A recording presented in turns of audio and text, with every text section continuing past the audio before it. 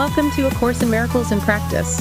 We're so pleased you're here to delve into the practical application of the Course. Think of this as a guided journey, a step-by-step exploration of one of the most powerful spiritual texts out there. Today's deep dive explores the Course Lesson 124.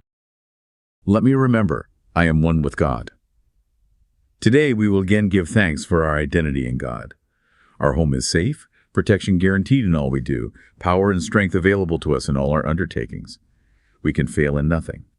Everything we touch takes on a shining light which blesses and which heals. At one with God and all the universe, we go our way rejoicing, with the thought that God himself goes everywhere with us. How holy are our minds, and everything we see reflects the holiness within the mind at one with God and with itself.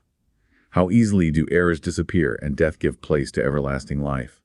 Our shining footprints point the way to truth, for God is our companion as we walk the world a little while. And those who come to follow us will recognize the way because the light we carry stays behind, yet still remains with us as we walk on.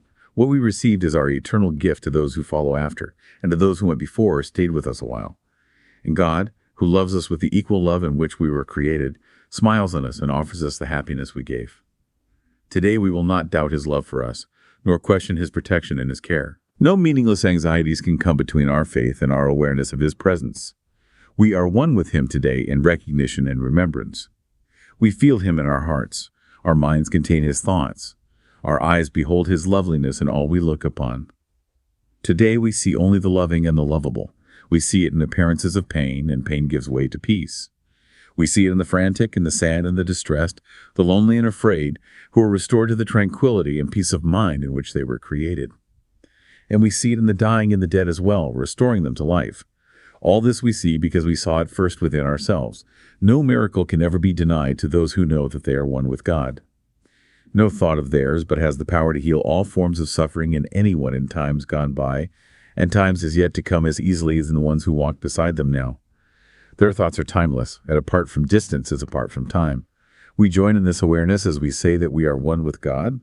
For in these words we say as well that we are saved and healed, that we can save and heal accordingly. We have accepted, and we now would give, for we would keep the gifts our Father gave. Today we would experience ourselves at one with him, so that the world may share our recognition of reality. In our experience, the world is freed. As we deny our separation from our Father, it is healed along with us. Peace be to you today. Secure your peace by practicing awareness. You are one with your Creator, as he is with you. Sometime today, whenever it seems best, devote a half an hour to the thought that you are one with God. This is our first attempt at an extended period, for which we give no rules nor special words to guide your meditation. We will trust God's voice to speak as he sees fit today, certain he will not fail. Abide with him this half an hour. He will do the rest. Your benefit will not be less if you believe that nothing happened. You may not be ready to accept the gain today, yet sometime, somewhere it will come to you, nor will you fail to recognize it when it dawns with certainty upon your mind. This half an hour will be framed in gold, with every minute like a diamond set around the mirror that this exercise will offer you, and you will see Christ's face upon it, in a reflection of your own. Perhaps today, perhaps tomorrow, you will see your own transfiguration in the glass. This holy half hour will hold out to you, to look upon yourself. When you are ready, you will find it there, within your mind and waiting to be found. You will remember then the thought to which you gave this half an hour, thankfully aware no time was ever better spent. Perhaps today, perhaps tomorrow, you will look into this glass and understand the sinless light you see belongs to you. The loveliness you look on is your own. Count this half hour as your gift to God, in certainty that his return will be a sense of love you cannot understand, a joy too deep for you to comprehend, a sight too holy for the body's eyes to see. And yet you can be sure someday, perhaps today, perhaps tomorrow, you will understand and comprehend and see. Add further jewels to the golden frame that holds the mirror offered you today by hourly repeating to yourself, let me remember I am one with God, at one with all my brothers and myself, in everlasting holiness and peace. Wow. That's quite the lesson, isn't it? Lesson 124. It really is. And, thinking about where we've come from in the Course, Yeah.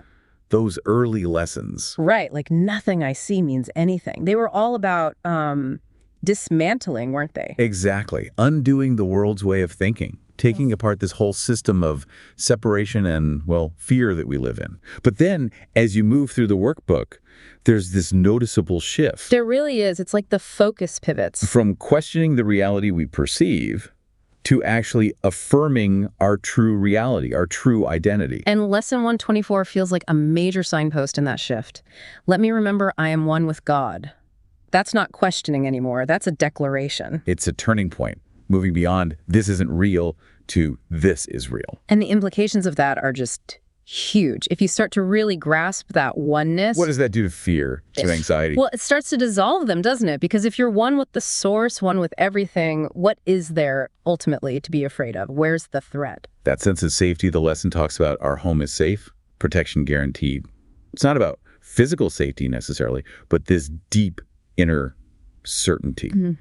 And the later lessons, like this one, really encourage actively replacing those old, fearful thoughts. Instead of getting caught in, what if this goes wrong or I'm not good enough? You consciously bring in these, well, the Course calls them holy thoughts, right? Reminders of who you really are. Safety, strength, your connection. So if a thought like, I'm all alone in this comes up, the counter thought, the holy thought, is grounded in this lesson. Let me remember I am one with God, at one with all my brothers. You actively choose that remembrance. Or I might fail at this project. And the replacement could be, power and strength are available to us in all our undertakings. We can fail in nothing when aligned with that oneness. It's a practice of redirecting the mind. And the practice itself in this lesson is interesting. That half hour. Yeah, the first time with no specific rules, no mantra, no visualization technique prescribed. Just devote a half an hour to the thought that you are one with God. Yeah. And then it says, we will trust God's voice. He will do the rest. That requires a certain level of, well, trust, letting go of the need to do something, to control the meditation, and just resting in that awareness, abiding. Releasing that self-judgment, too, because it even says your benefit isn't less if you think nothing happened. Right, because the readiness to accept the gain might come later. It plants a seed. That half hour is never wasted, even if it feels uneventful at the time. Thinking about that peace it mentions, the peace that comes from embracing these thoughts, what does that feel like for you? What are its qualities? For me, it's calm, a deep stillness beneath the surface noise, but it's also a feeling of being held, supported, not by anything external necessarily, but by existence itself. Yeah, I get that. It's a peace that isn't fragile, doesn't depend on everything going perfectly outside. Exactly. It's independent. You could be in the middle of a chaotic situation, but if you can touch back into that remembrance of oneness. There's a core of stillness available. I remember, not a specific huge crisis, but just a period of intense work stress, lots of demands, feeling pulled in different directions. Been there. And consciously taking even just a minute, multiple times a day, to just breathe and repeat a simple idea like, I am one with God, or peace is here. It didn't make the work disappear. Of course not. But it shifted my internal state. The panic subsided. There was this sense of, okay, I can navigate this from a different place, a calmer place. That's the practical magic of it, isn't it? It changes your experience of the situation, which often changes how you respond, and sometimes even the outcome. So practically speaking, beyond that dedicated half hour, how do we keep this awareness alive during a busy day? Well, the lesson gives us the tool directly, doesn't it? That hourly repetition. Let me remember, I am one with God, at one with all my brothers and myself, in everlasting holiness and peace. Repeating that hourly.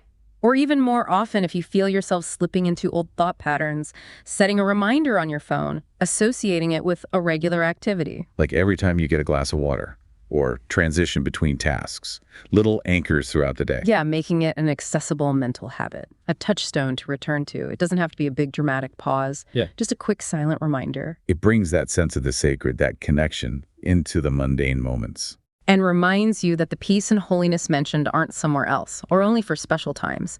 They're inherent in you, always. It's a journey, isn't it, this whole process with the Course. There are days it feels clear and days it feels distant. Definitely. Progress isn't always linear, but the lesson reassures us every attempt, every moment of remembrance matters. It contributes, like adding those jewels to the golden frame it talks about. That mirror reflecting Christ's face, which is our own true self. And the peace we find isn't just for us. That's crucial. When we deny our separation, the lesson says the world is healed along with us. Our inner light ripples outwards. that shared healing. So perhaps the thought to leave you with today is, how might remembering your own inherent holiness, just for a moment, shift not only your experience, but the reflection you offer back to the world? What light might you unknowingly share? Thanks again for being here with us on A Course in Miracles in Practice.